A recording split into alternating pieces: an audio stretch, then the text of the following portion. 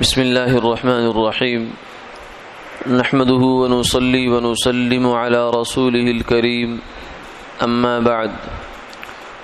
عن ابي هريرة رضي الله تعالى عنه قال قال رسول الله صلى الله عليه وسلم كل عين باكية يوم القيامة إلا عين غضت عن محارم الله وعين سهرت في سبيل الله وعين خرج منها مثل رأس الذباب من خشية الله أو كما قال عليه الصلاة والسلام۔ حضرت ابو ہریرہ رضی اللہ تعالی عنہ سے مروی ہے کہ رسول اللہ صلی اللہ علیہ وسلم نے یہ ارشاد فرمایا کہ قیامت والے دن تمام آنکھیں رو رہی ہوں گی سوائے 3 آنکھوں کے کہ جو قیامت کی ہولناکی، وہاں کی وحشت اور دہشت اور اس سے ان کو رونا نہیں آ رہا ہوگا، بلکہ وہ مطمئن ہوں گی، جبکہ باقی آنکھیں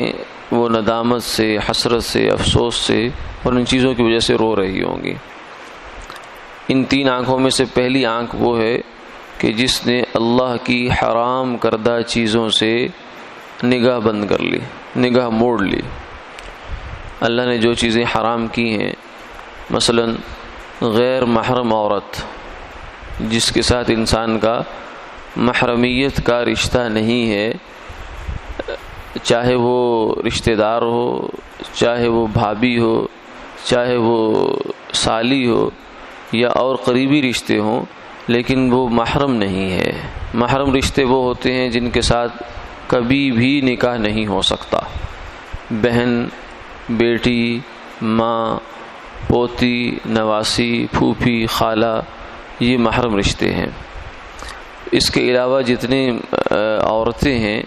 ان کی طرف نگاہ کرنا یہ ناجائز نگاہ ہے۔ جس آنکھ نے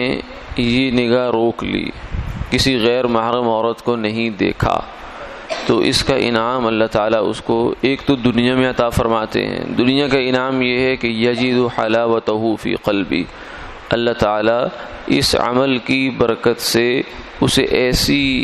ایسی عبادت کی توفیق عطا فرماتے ہیں کہ جس عبادت کی لذت وہ اپنے دل میں محسوس کرتا ہے۔ اور آخرت کا انعام یہ ہے کہ اللہ تعالیٰ اس کو قیامت والے دن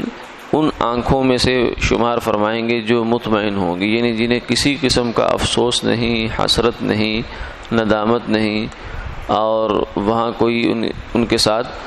وحشت ان کو نہیں ہوگی۔ اور دوسری آنکھ وہ ہے سحرت فی سبیل اللہ، کہ جو اللہ کے راستے میں جاگی ہو،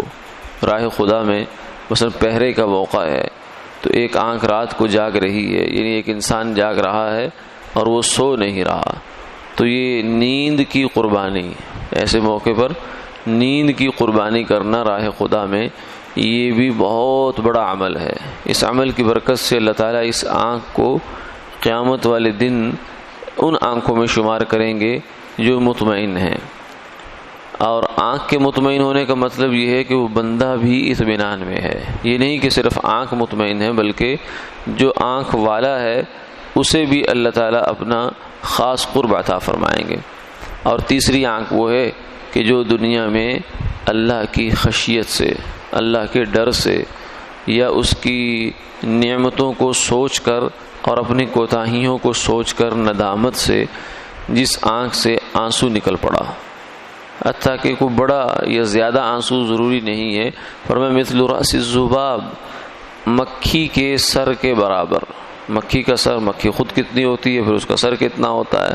اتنا سا آنسو بھی اگر نکل آیا